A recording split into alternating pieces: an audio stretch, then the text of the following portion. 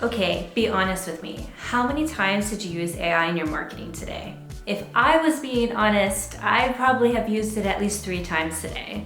The first time was helping me write a LinkedIn post for our company page at Content for Good. Then I was actually using it for German to help correct some of my homework that I was doing. And then I'm pretty sure I also used it to help me outline this video and to get started. I mean, today we're living in a world where AI is everywhere, at least it feels like everywhere in marketing. But here is what nobody is talking about. Every single one of those interactions that I had today has a carbon footprint, has an impact on people and the planet. In this video, we're gonna dive into how AI in your marketing impacts our natural world, our environment, what it is like, how it shows up, the numbers that you need to do, and what you can start doing about it. So let's get into it. Let's break down exactly what that footprint is every time you hit submit on your AI prompt. It might be more complex on what is happening behind the scenes than you actually think. Now, let me grab my book because it is a little complex. So the first thing that happens is AI receives your text.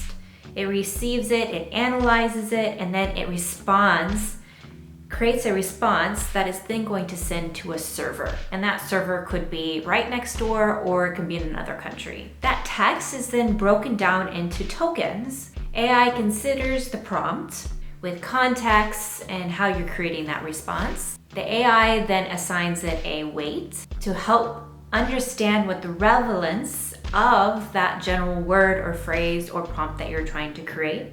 It reconfigures its understanding based on that pre-trained knowledge. AI generates the output, also predicts the next interaction somehow within all that. And this in parallel is all running on very powerful GPUs, which if you don't know what that is basically like a giant data center. And I don't know if I got all of that correct. I probably didn't because I'm not a tech whiz, but I don't know about you, but that just felt super complicated and I really had no idea what I was talking about, what was coming out of my mouth, even though I studied it a little bit.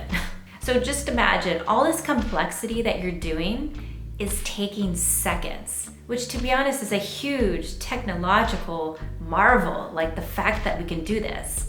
But every single interaction, every single step that I tried to outline had an impact. And what that impact was, most likely energy usage, computing power, human impact, water, a lot of different things. So keep this in mind as we go forward.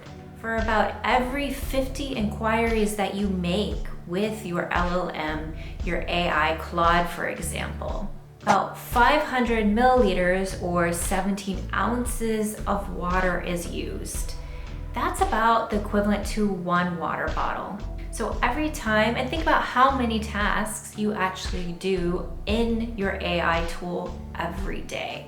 That compounds to a lot of water bottles. I always think that this way of describing it towards how much water usage is really eye-opening, thinking about how much fresh water our AI interactions are actually having. Now remember, AI data centers are some of the hugest, biggest technological things that are happening at the moment. There's data centers popping up everywhere. That's a lot of infrastructure. And all of that data infrastructure takes a lot of energy. And a lot of that energy needs cooling, and that's where this water reference comes in. That's how much water is being used to cool these data centers every time that you hit that prompt. Now, what does this mean for you as a marketer? Now, marketers aren't passive AI users. And in fact, we're actually some of the heaviest users at this moment. We're not just using it to figure out what recipe to cook our dinner with tonight. We're using it in content creation and data analysis and strategy making. We're creating images, we're creating videos, we're breaking down videos, breaking down PDFs, we're making PDFs. Let's just say that marketers are very heavy AI users at this point. And here is the uncomfortable truth. Marketing likes to talk about sustainability. We also like to market about sustainable brands. But the reality is, our own marketing stack is hugely energy intensive at this moment because we're starting to use so much AI. We are quietly running these energy intensive workflows in the background, many times not even thinking about the impact that they could have. Now, I'm not saying this to blame you or make you feel uncomfortable about it. It's just the reality. Because we are heavy AI users, we need to be thinking with more clarity, integrity, more conscious mindset of how our usage of AI is actually in fact impacting the world around us. That's just good marketing.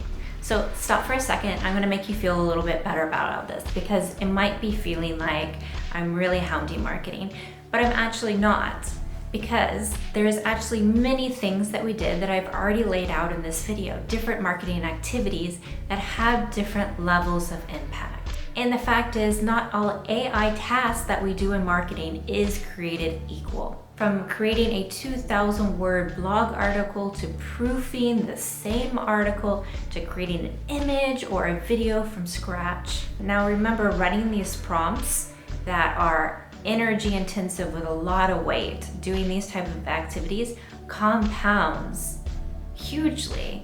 And so when it comes down to, okay, I gotta do it, but how often do I have to do it, and when do I do it to where it's necessary? These are really the questions that we can start asking ourselves so that we can start using AI in our marketing more consciously and more centric to the resources that it takes to generate it. The goal here isn't to quit AI. It's to become more conscious and thoughtful about how we use it in our marketing. So here are a couple things that you can start doing today, just like 4 really easy audit steps that you could start working on. So first, ask yourself this question: what am I actually using this AI workflow for? This is your exercise to list every single AI tool that you have and the type of tasks that are associated with it. This is your general audit to understand where that impact is specifically. Now, the next step is to ask yourself the question, is this task generally better with AI?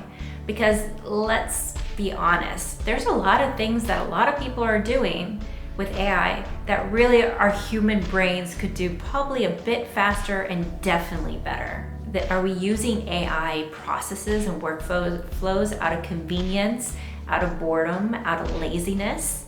Are we using AI with intention? The next question to ask yourself is, what is the energy profile of this AI task? Now, some AI tools are publishing sustainability tasks already. Many of them are not. Be conscious about which ones you actually choose to work with. Are they already understand what their ecological impact is, and are they working to mitigate that? Now, the next question is, where can I reduce volume without reducing quality? Think fewer and better prompting in your process, more structured workflows, telling your AI in turn exactly what it needs. The communication needs to be there. Improving efficiency. And also think about choosing the right tool for the right job.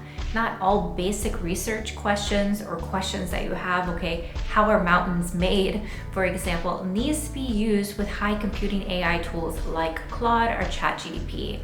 There are plenty of green providers at this point who can do those basic knowledge and basic research. So be conscious about what type of AI tools that you're using and for what different type of tasks. Your audit at the very beginning of this checklist is really going to help you start that in the right direction. So I would love to know what you find out when you go through this audit. Please make sure to drop a comment down in the bottom of this video. Let me know what came up on your audit for your AI tools, where you're going to start reducing, where you're thinking more consciously about how you're using them. Another great resource from Content for Good & Co. is actually recently did a webinar that we had an expert come in to talk about intentional AI marketing. I'll drop that right here so that you can start listening to it. At Content for Good & Co., we're growing a community, a global community of marketers and creatives who genuinely want to use their talents as a force for good. where we are helping marketers learn how they can put people and the planet first in their marketing, then profit. So I'd love to see you over at our next digital talk, or even subscribing to our YouTube channel here, so that you can learn about how to be more intentional with your marketing and how you can genuinely start using it as a force for good. So hope to see you in the next one.